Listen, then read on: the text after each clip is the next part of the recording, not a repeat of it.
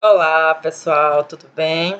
Mais uma vez, cá estamos nós para darmos continuidade à nossa aula de grupos farmacológicos, tá? Lembrando que a nossa disciplina se chama farmacologia, farmacodinâmica e toxicologia, tá? Então, vamos continuar com a nossa aula de grupos farmacológicos, porque até agora nós já vimos os grupos dos antibióticos, nós já vimos os grupos dos anti-inflamatórios esteroidais e não esteroidais, já vimos os grupos farmacológicos que atuam no sistema cardiovascular, os que atuam no sistema gastrointestinal, quando a gente falou dos antiácidos, dos antieméticos, dos antiespasmódicos, tá? Antidiarreicos. Então, já falamos de várias classes e hoje a gente vai falar de algumas classes, tá? Incluindo os medicamentos que atuam no sistema respiratório, alguns hormônios que atuam no sangue, tá bom? Então, deixa eu diminuir aqui a minha tela e colocar o material para vocês, tá? Então, continuando nossa aula de grupos farmacológicos, basicamente, nós iniciaremos falando sobre os medicamentos que vão atuar no nosso sistema respiratório, tá? Então, relembrando da anatomia do sistema respiratório, voltando aqui, a gente sabe que nosso sistema respiratório é formado pelas nossas fossas nasais, depois o ar vai passar aqui, vai passar pela faringe, depois da laringe, depois esse ar vai descer pela traqueia, então vai chegar na árvore brônquica, onde esse ar se bifurca para os brônquios, tá? Os brônquios, os bronquíolos e os alvéolos são as microscópicas estruturas que fazem a troca gasosa, que fazem todo esse serviço do aparelho respiratório, onde vai ser feita essa troca de oxigênio por gás carbônico, ou o contrário, na verdade, né? A gente inspira oxigênio e expira o gás carbônico. Então, observando toda essa árvore brônquica, todo o sistema respiratório, nós começamos com dois grupos de medicamentos, que são os calmantes da tosse e os mucolíticos, tá? Como o nome já diz, os calmantes da tosse são aqueles medicamentos que acalmam a tosse, principalmente improdutiva, aquela tosse sem secreção, aquela tosse sem catarro, fala no linguajar popular. Então, os calmantes da tosse são chamados também de antitussígenos, se vocês observarem aqui, antitussígenos. Então, nós temos alguns nomes disponíveis no mercado, como, por exemplo, aqui nós temos os opiáceos. Um exemplo é a codeína, que é a Belacodi, encontrada nas farmácias com esse nome. E nós temos os não opiáceos. Um exemplo é o clobutinol ou Silomat. Nós temos o fedrilato, que são gotas de Beneli e dropropizina, tá? Chamado também de Vibral. Então, esses medicamentos calmantes para tosse vão aliviar aquela tosse seca, tá? Aquela tosse com muita irritação. E já os medicamentos chamados de mucolítico são aqueles que vão diminuir a aderência das secreções no sistema respiratório, nos pulmões, ou seja, mucolítico são aqueles medicamentos que diluem a secreção. O catarro que está bem grosso e espesso, colado no sistema respiratório, colado nos pulmões, os medicamentos mucolíticos vão amolecer esse catarro e desprender da parede do pulmão, fazendo com que a gente expectore, a gente coloque para fora essa secreção. Na verdade, essa secreção, ela sai mais pelo nosso, por baixo do que por cima, digamos assim, tá? Principalmente criança que coloca essas secreções através das fezes, porque em geral a criança, como ela não sabe escarrar, ela engole essa secreção, tá? Para sair pelas fezes. Então, os mucolíticos, nós temos 4 exemplos. Aqui nós temos a acetilcisteína, conhecido como fluimicil, ou seja, o nome já diz, fluimicil, fluidifica as secreções. Nós temos o Bisolvan, que é a bromexina, o L-carbocisteína, que é o Mucofan, e outro exemplo muito conhecido, é o mais conhecido, é o Ambroxol. Então, teoricamente, o Ambroxol, ele não é expectorante, ele não é calmante. Na verdade, o Ambroxol é um mucolítico, ele é para ser utilizado quando a pessoa está com muita secreção, com aquele chiado no peito, tá? Então, quando ela está com esse chiado no peito, é que utiliza esses medicamentos. Outro exemplo de medicamentos que vão atuar no sistema respiratório são os expectorantes. Esses expectorantes vão favorecer a tosse produtiva, ou seja, eles vão promover a tosse para que as secreções sejam eliminadas. O que é isso? Lembra que a gente falou anteriormente desses calmantes para tosse, que são para tosse seca? Os expectorantes são utilizados quando a tosse é produtiva, quando a tosse tem secreção. Então, não é só estar com secreção, é estar também com tosse. O que esse expectorante vai fazer? Ele vai promover que a pessoa tossa até colocar as secreções para fora, tá? Então, não é que o medicamento vai provocar aquela tosse irritante, mas uma forma de expectorar, de colocar esse catarro para fora é tossindo. Então, muitas vezes tem gente que toma expectorante e para de tomar porque diz, depois que eu comecei a tomar esse medicamento, eu comecei a tossir. Mas o expectorante, a ideia é essa, que quanto você tussa, a secreção saia, seja eliminada. Então, um exemplo de expectorante, nós temos o cloreto de amônio, que é o santo sal, o guaiacol e o iodeto de potássio, que é o iodepol, tá? Iodeto de potássio muito utilizado também, tá?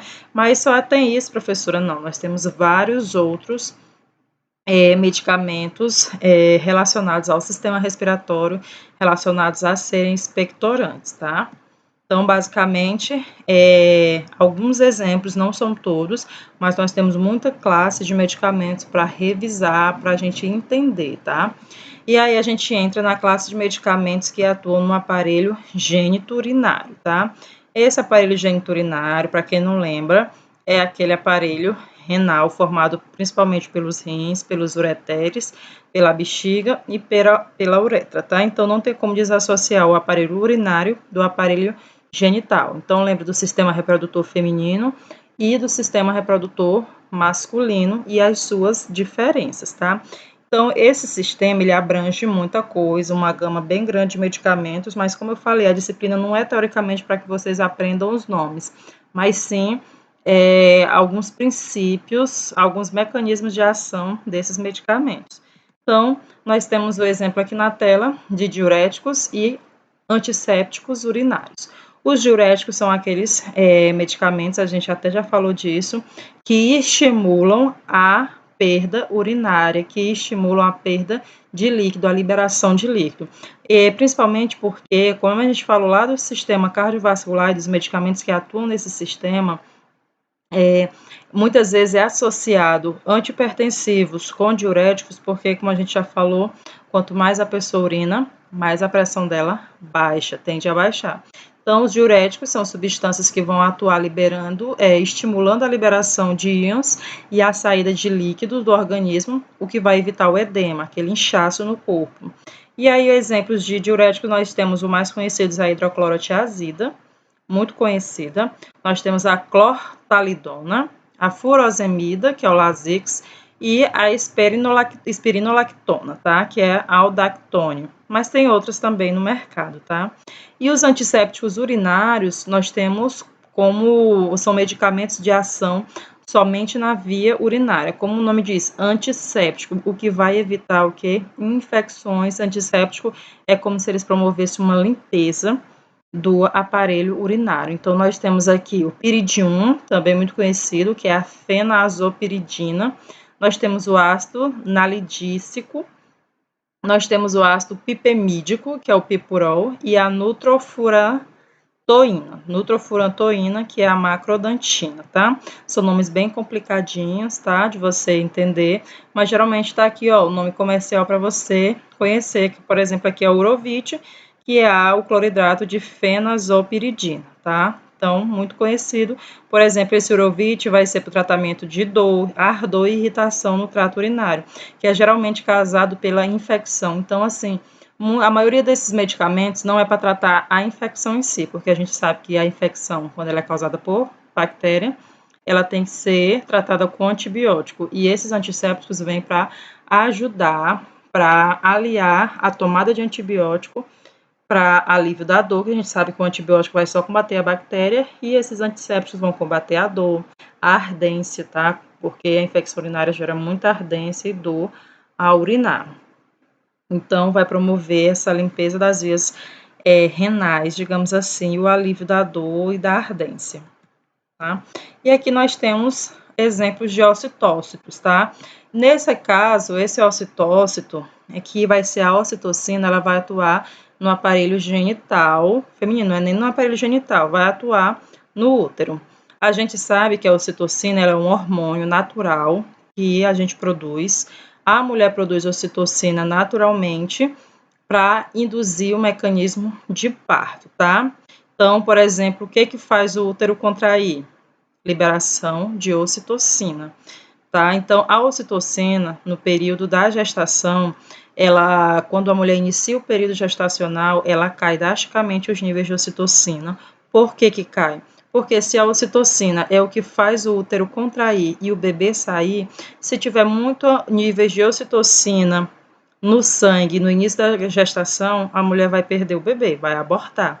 Então, cai os níveis de ocitocina e quando dá o momento do parto, esses níveis aumentam repentinamente para ajudar na expulsão do feto. Só há expulsão do feto se houver produção de ocitocina por parte da mulher, através das glândulas.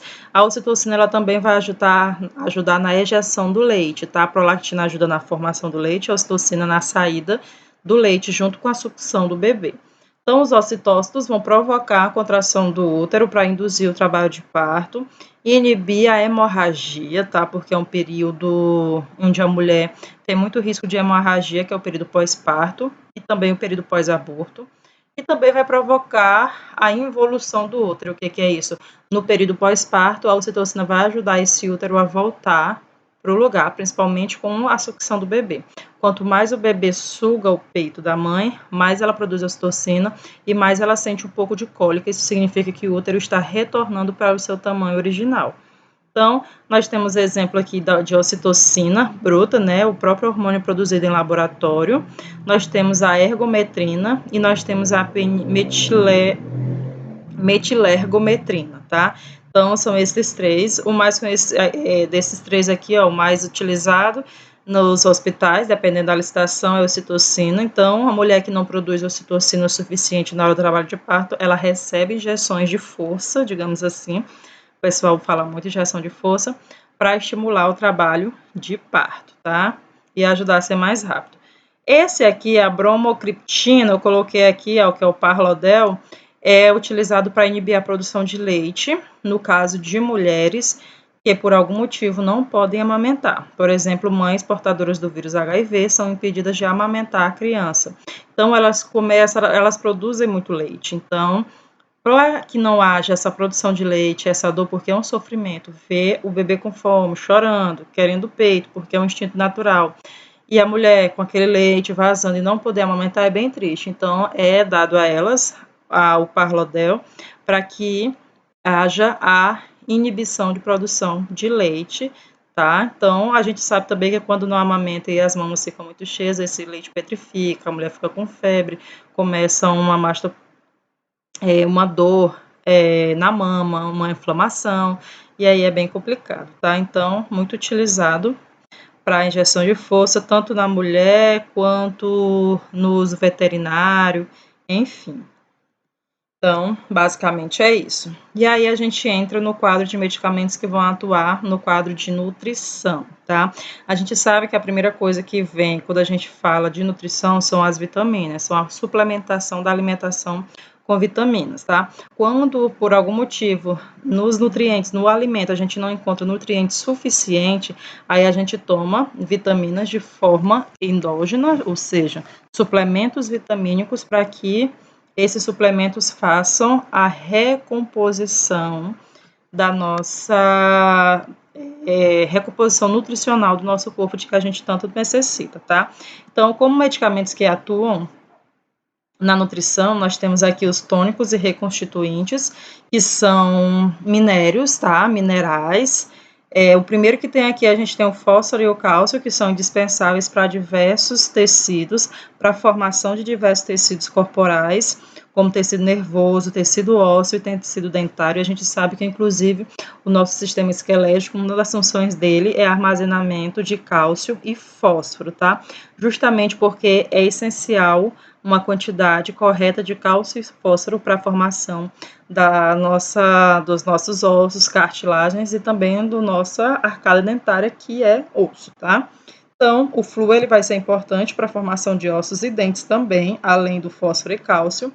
E o cálcio, normalmente, ele é inofensivo para o organismo, porém, em tratamentos prolongados, se utilizar muita quantidade, ele vai sobrecarregar os rins, esse cálcio, e vai se depositar formando cristais, tá? E esses cristais vão formar, com o tempo, pedras, cálculos renais, tá bom? Então, tem que ter cuidado, porque vai tudo para o sangue, quem filtra o sangue vai ser o nosso sistema renal.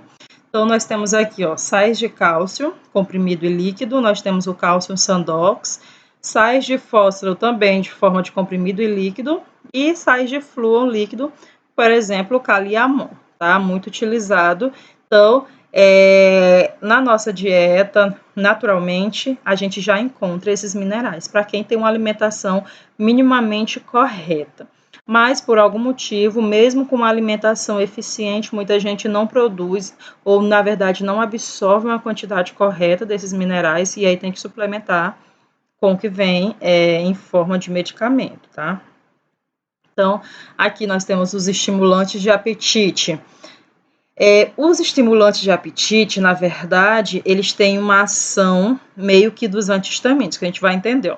Quando se estudou a ação dos antihistamínicos, descobriu-se que alguns também estimulavam o apetite. Então, esses estimulantes de apetite é como se fossem efeito colateral dos antihistamínicos. Quando a pessoa fazia algum tratamento com antialérgico, observou-se que abriu o apetite.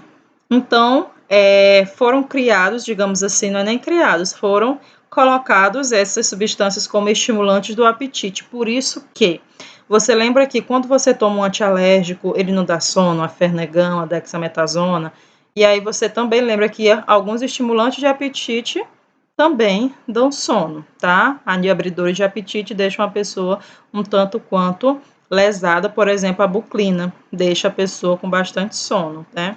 Então, o exemplo que a gente tem aqui, ó, é a ciproheptadina e a buclina, que é o Postavit, tá? Então, muito conhecido, ó, o Apetivit BC. Aí, em estimulante de apetite nós temos muitos, tá? Muitos estimulantes de apetite, dava para encher uma tela só com fotos de suplementos vitamínicos que prometem abrir o apetite. Mas não adianta só abrir o apetite, tem que comer corretamente, né? E aí a gente tem as vitaminas, tá? Não vou entrar muito no assunto das vitaminas, porque não é o nosso intuito, mas a gente sabe que as vitaminas a gente encontra em grupos específicos de alimentos, e quando não é o suficiente, a gente toma suplementos vitamínicos, porque cada vitamina tem o seu mecanismo de ação e o seu local onde ela vai atuar. Nós temos a vitamina A, a vitamina B1, B2, B6, B12, vitamina E, vitamina C. Então, são vários tipos de vitaminas que vão atuar em vários órgãos, em vários locais, tá? Então, aqui as vitaminas, elas vão atuar em vários processos de metabolismo no nosso organismo, e nós temos que ter a quantidade necessária, tá? Que praticamente a gente encontra toda a quantidade necessária diariamente na nossa refeição, tá? Isso se nas nossas refeições, se você tiver, como eu falei, uma alimentação minimamente organizada e equilibrada, tá? Então, nós temos aqui, a tiamina, que é a vitamina B1, conhecido como Benerva. Ela é responsável pelo metabolismo dos carboidratos e é encontrada no germe de trigo, no levedo de cerveja, alguns tipos de feijões e em outras leguminosas, tá? Como grão de bico, lentilha e também na carne de porco. Então, a B1 ela participa de metabolismo do carboidrato lá no fígado, tá? Então, vai agir lá no fígado, metabolizando todo o carboidrato que a gente consome. E olha que a nossa alimentação basicamente a base da nossa alimentação é carboidrato. A gente consome aqui no Brasil muito arroz, macarrão, pães brancos, então precisa muito de vitamina B1.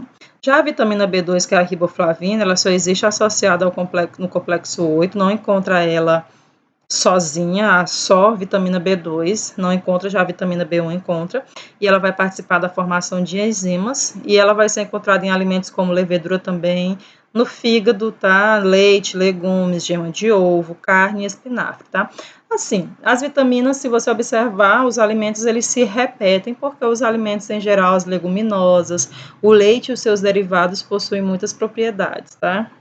Então, aqui nós temos a vitamina B6, que é a adenina.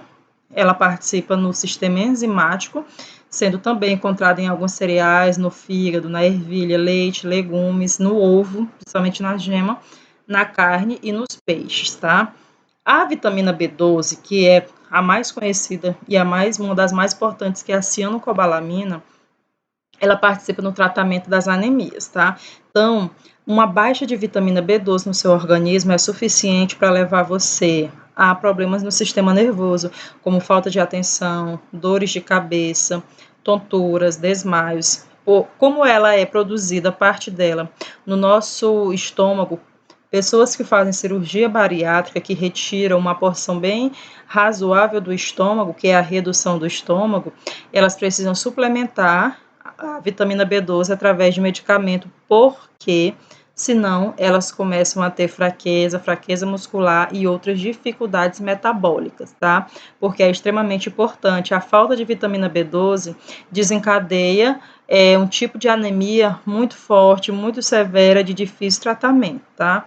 Então, como eu falei, tratamento de anemias, afecções neurológicas, especialmente as dolorosas, e também vai estimular o apetite.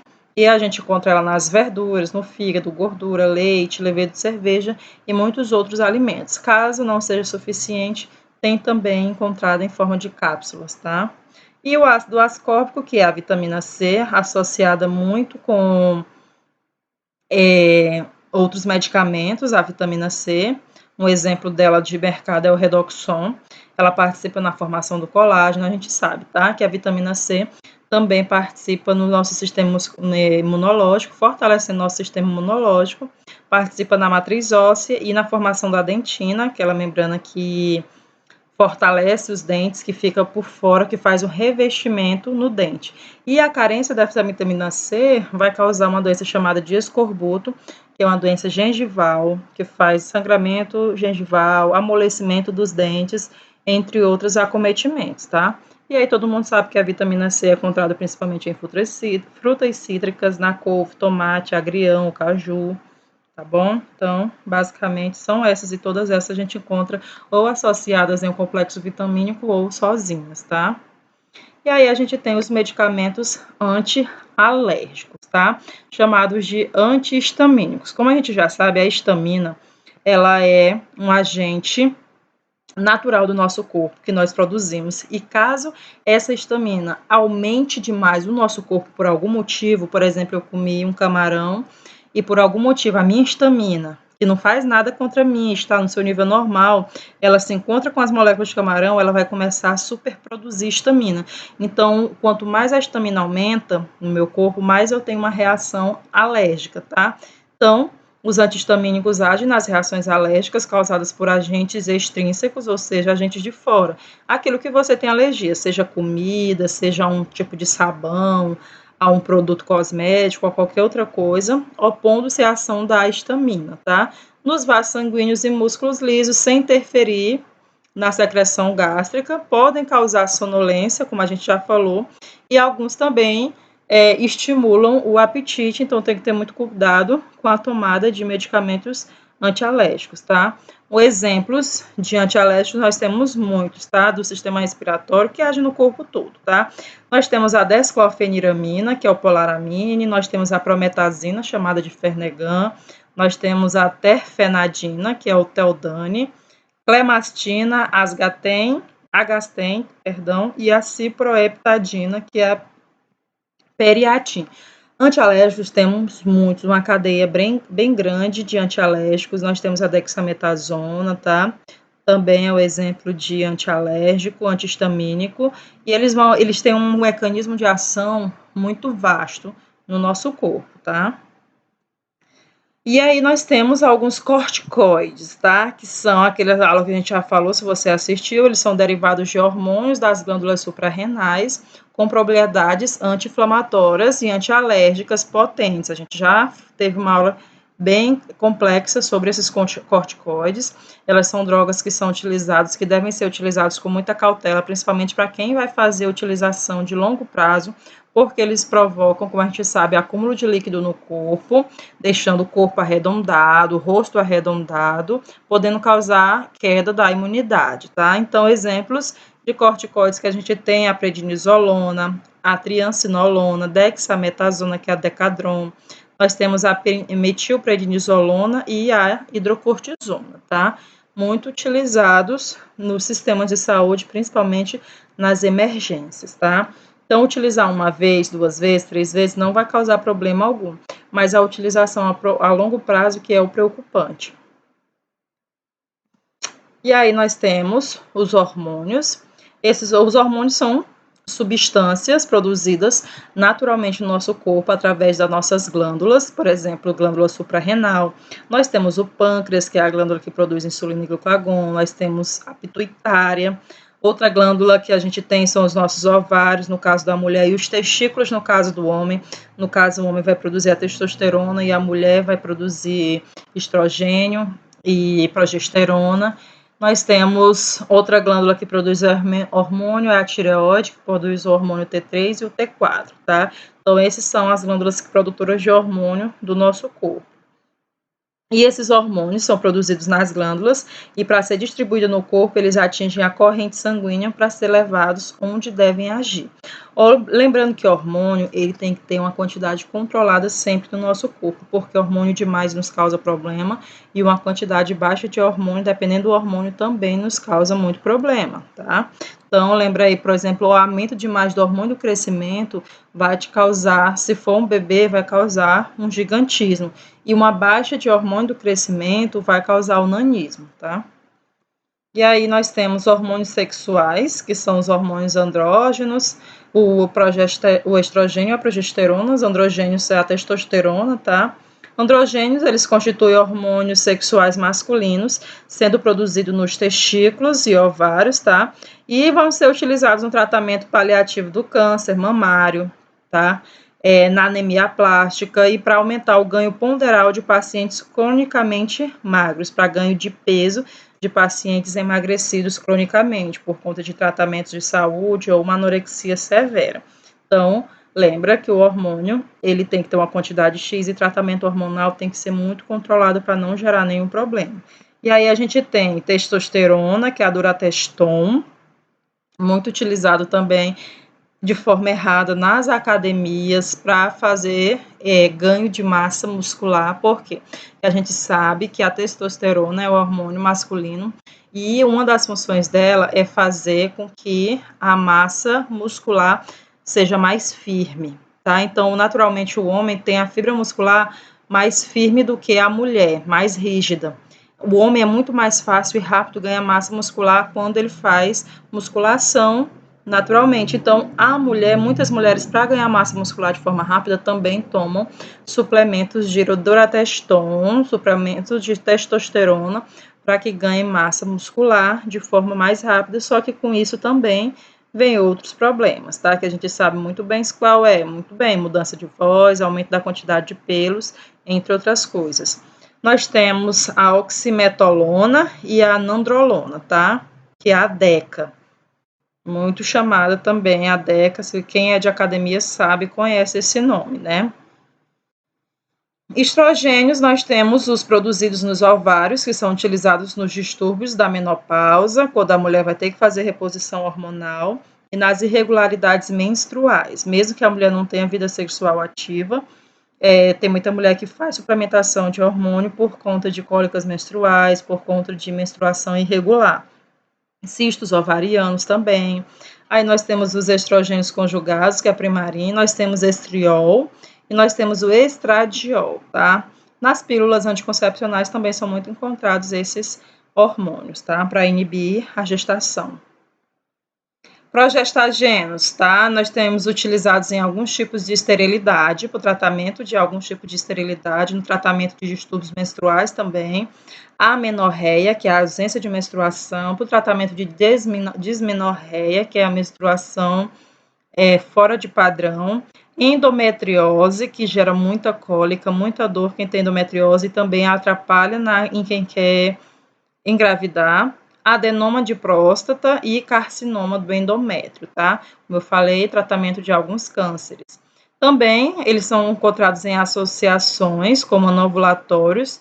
Aqui nós temos a Provera, que é o progesterona, e a medroxiprogesterona, que é o Depo-Provera, tá? Que são só variações.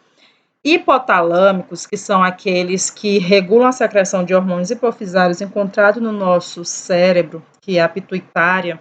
Nós temos a ocitocina, que a gente já falou que é o hormônio que provoca a contração uterina.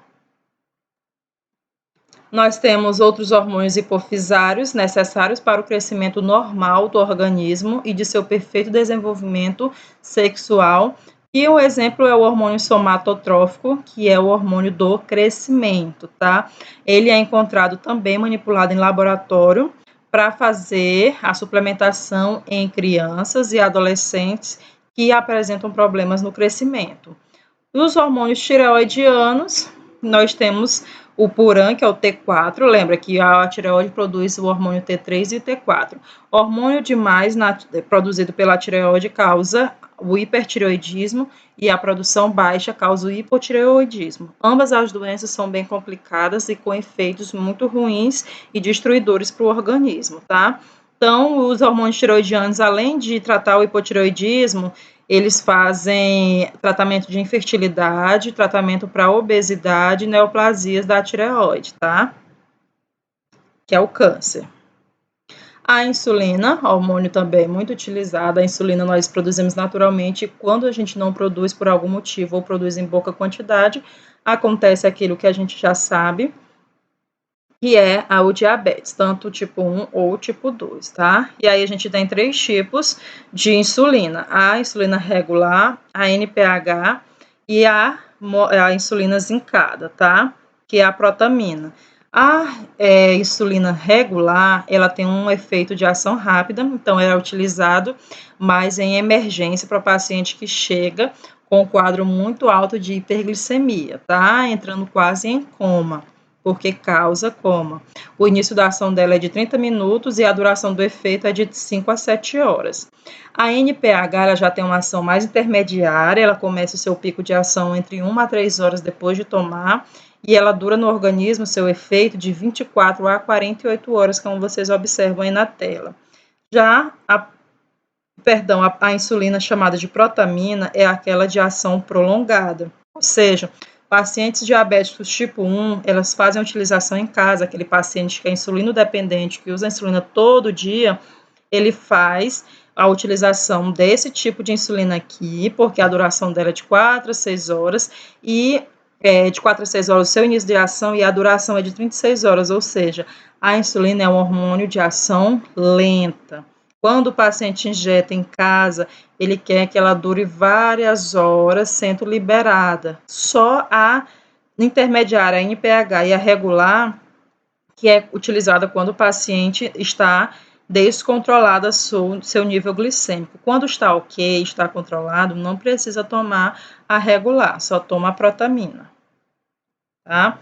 Hipoglicemia antes aí que a gente tem, ó, insulina, antidiabéticos orais e a sulfonilureias, tá? Que é a glibenclamida, utilizado muito quem tem diabetes tipo 2, e a metformina, também muito utilizada em diabetes tipo 2. O que é isso?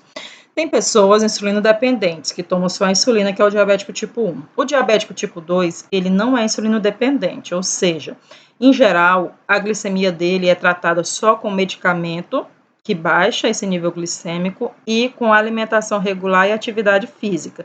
Então, esses hipoglicemiantes, como o nome diz, são os medicamentos que fazem o nível glicêmico baixar. E aí, o exemplo que a gente deu é a metformina e a glibenclamida. E aqui a gente tem os medicamentos que atuam sobre o sangue. Esses medicamentos, eles vão atuar tanto no controle de hemorragia, quanto no controle também de hemorrágico, quando eu quero o contrário. Não que eu quero que o paciente sangre, mas quando eu quero que esse sangue não coagule para a realização de algum exame, entre outras coisas. Aqui, o exemplo na tela que a gente tem os anticoagulantes, eles são substâncias que têm a capacidade de prevenir ou diminuir a coagulação do sangue, quando eu quero que esse sangue não coagule. Por quê? O que acontece? Naturalmente, nosso sangue, se a gente se corta, ele tem que coagular. Quando ele coagula, ele forma trombos, e esses trombos promovem o tamponamento das veias que estão sangrando, logo eu paro de sangrar. Os anticoagulantes fazem exatamente o contrário. E aí, professor, por que eu vou criar um anticoagulante? Uai, porque você pode fazer alguns exames que precisam desses anticoagulantes e quando o seu sangue está muito viscoso.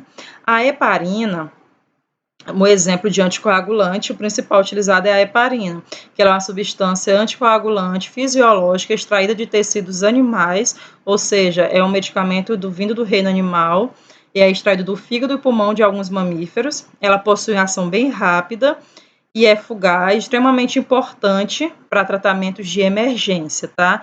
Ela é inativa por via oral, então não adianta tomar heparina por via oral, o paciente sempre vai tomar de forma injetável, tá?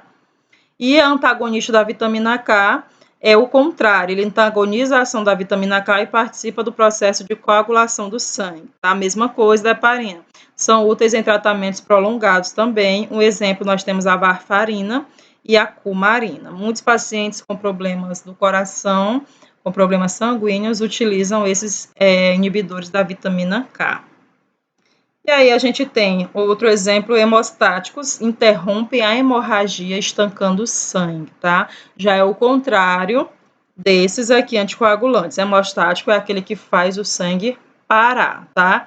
E são os coagulantes, tá? Interrompe essa hemorragia estancando o sangue. Um exemplo é a esponja de gelatina. E aqui, ó, os coagulantes, anticoagulante evita a coagulação, os coagulantes provocam a coagulação do sangue, tá? Esses fatores antianêmicos, no caso, aqueles medicamentos que irão fazer substituir a carência por ferro, tá? A anemia vai ser causada, um tipo de anemia vai ser causado pela falta de ferro, que é a anemia ferropriva, ou falta de vitamina B12, tá? Ou falta de ácido fólico. Nós temos vários tipos de anemia. Anemia ferropriva, anemia aplástica, anemia megaloblástica, anemia falciforme, tá? Então, o ferro ele vai ser indispensável para a formação da hemoglobina. A hemoglobina é aquela componente do nosso sangue que carrega o oxigênio. Então, o mais conhecido é o sulfato ferroso, ele vem em todas as apresentações, gota, comprimida, injetável, e a carência de vitamina B12 e ácido fólico, ela acarreta a má formação dessas células sanguíneas. No caso do embrião em formação, o ácido fólico é extremamente necessário, principalmente para evitar uma condição genética chamada de espinha bífida, né, que é quando a coluna, a medula óssea do bebê, cria duas pontas. Então, o ácido fólico vem exatamente para inibir essa má formação de células sanguíneas, tá? Então, basicamente, essa foi a nossa aula de hoje. E aí fica faltando somente a classe de medicamentos que atuam no sistema nervoso, tá? Que será a nossa próxima aula. De já agradeço a atenção e tchau, tchau. Deixa eu tirar aqui a tela para você.